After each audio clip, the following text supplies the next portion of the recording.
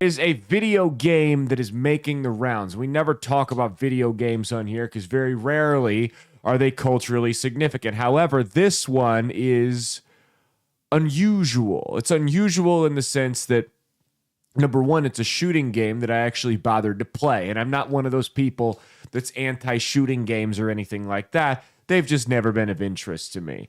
But it's a shooting game, a first-person game like that I've actually bothered to play. And I'm seeing it spark conversation online. This is a game, it's been available on the computer for, I don't know how long, I think a couple of years. And it just came out to Xbox and PlayStation over the last couple of weeks. It's called Ready or Not. And Ready or Not puts you in the position where you are a SWAT team commander. And you've got 4 other guys with you. And it's not like Call of Duty where you get shot at and it gives you the arrow for what side you're being shot at from. You don't have the crosshairs. There's no map, nothing like that. You are totally on your own using your senses to figure out where everything's going on. It's hardcore, as realistic as it can get. So you're a SWAT team, and I'm pretty sure ex-members of law enforcement made this. So you're a SWAT team member, and you're going in to various situations. Sometimes you're raiding, and I'm not going to spoil the game for you, but sometimes you're raiding data centers. Sometimes it's armed robbery holdups. There's a couple active shooter situations. There's a situation where you got a guy who shot a cop and then fled up to the woods. I mean, all kinds of stuff where you're going out trying to find these people. And it's everyone says that it's one of the most realistic police simulator games out there. Now, the reason we're bringing it up on this show is because there's been a number of people that have played this game. And this is part of why I got it, because I wanted to see what all the hype was about it in media, that have posted TikTok videos and YouTube videos, and they were saying, you know what? I did not like the police. My entire life, I've been anti-police, and now that I play this game, I get it. I see what they're going through. And let me tell you, we got this game last Friday, and I was up playing it till like 2-3 in the morning. It had me hooked. And I'll tell you what, they're right. They're right.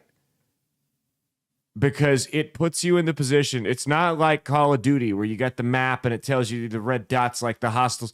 There's none of that. You can hear things. Sometimes you don't hear anything at all.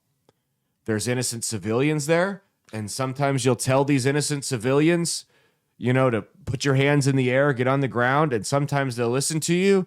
And other times they'll stand there and curse at you. And they're not necessarily breaking any laws. They're just being dickheads about it.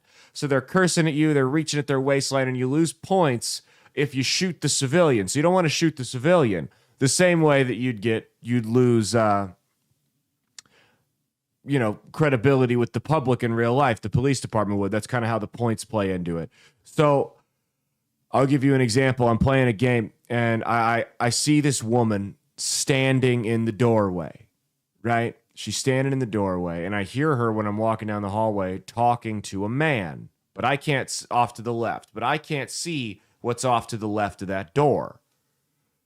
All I can see is this woman. The man's voice stops, but she's still looking in that direction. I don't know if this guy's still over there, if he went further down the hallway or whatever the case may be. I don't know if he's armed. I don't know what the deal is with this guy. I also don't know if she's armed. So I got a couple options. My team's like sweeping the building, and I'm pointing the gun at her, yelling at her to get on the ground. She's saying, fuck you, shove your gun up your ass, blah, blah, blah, blah, blah. Meanwhile, I have no idea what's on the other side of this wall. I'm pointing the gun at her from an angle. So I can go in and cuff her, but if I do, there's a chance the guy on the other end is still going to be there and he's going to shoot me. I can go past her, see if that other guy's on that side of the wall, deal with him. But what if she's got a gun? She's going to shoot me in the back. So it's a lose-lose. I'm yelling at her. We're in this stalemate. I'm yelling for my team members. They're not coming. She will not put her hands down. Next thing I know, she reaches for her waist. I yell at her again. She pulls something black out of her waist. I pop her in the head and kill her, as you would if someone pulled an object out of their waistline as they're screaming at you while you're pointing a rifle at them. And a cell phone dropped out and I lost points. I didn't do anything wrong. Everyone in the world would have taken that shot. but I lost points the same way a cop would get dragged through the mud for that. And I think it puts into perspective what police officers deal with. There was another instance in this game where I walk into a room. We're raiding a meth house. I walk into a room. The closet door flings open. Guy comes at me with a knife and I kill him.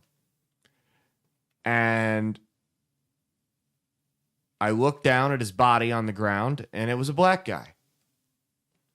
Not only was the guy's race not even remotely close to going through my mind in the 1.5 seconds it took for him to fling that closet door open and rush me with the knife and for me to shoot him and knock him on the ground.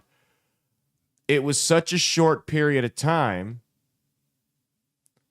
that my brain didn't even process the guy's race, what he was wearing, or even what gender he was until he was dead on the ground. It was all happened so fast. A split-second decision had to be made. And the only thing, I assure you, I'm assuming in real life it's probably the same. When the stakes are higher, then I have to restart the level, which is significant for a video game because these levels could take like 45 minutes. It's a lot of time. But when the stakes are, I'm not going to go home to my wife and kids, I imagine the adrenaline rush is even higher. You don't process the guy's race when he's coming at you with a knife. Now,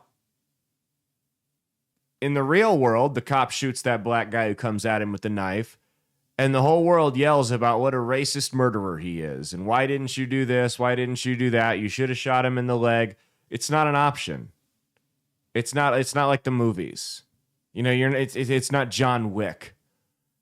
So I think everyone should play this game. I think if you don't like police, I think you should. And again, I don't play a lot of video games. It's not really my thing, especially shooting games. I've never been good at them.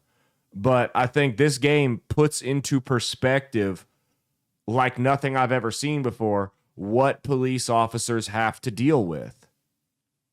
You know, and I think it may not change everybody's mind on it, but it will allow people to cut them a little bit more slack. In fact, I would go as far to say I think it would be a good PR outreach, and I texted someone who's in PR with the Omaha Police Department about this last weekend, if the police departments could get out and buy like copies of this game and set up PR events where they have people do a playthrough with it so that they can see exactly what these guys are dealing with, that it's not like the movies. It's not like Call of Duty or Grand Theft Auto or whatever. These are unpredictable situations. Everything is different. People treat you like shit. Your life is on the line. I mean, yeah, you're frustrated that you got to go back and play through the level. Like I said, imagine if you don't know if this guy who's cussing you out when you're telling him to put his hands on his head and get on his knees and he's not listening to you, you don't know if that guy's going to kill you. Imagine the stakes then that you have to deal with. That's real life, man. They deal with this stuff every day. So it put it into perspective for me, and I'm not anti-police by any means, but it put it into perspective for me what these guys deal with.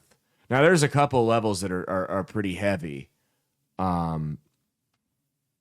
in some of these, or in this game that it deals with. Like I said, I'm not going to spoil it, but some subject matters that are rather taboo. I don't believe have been touched in a game before. And if you get it, you'll see what I mean. But I recommend everybody get it. Not because it's a fun game, which it is, but because it helps you empathize with police officers more and understand the struggle. I really think it would be, or I really think that it would do a lot for community police relations if more people...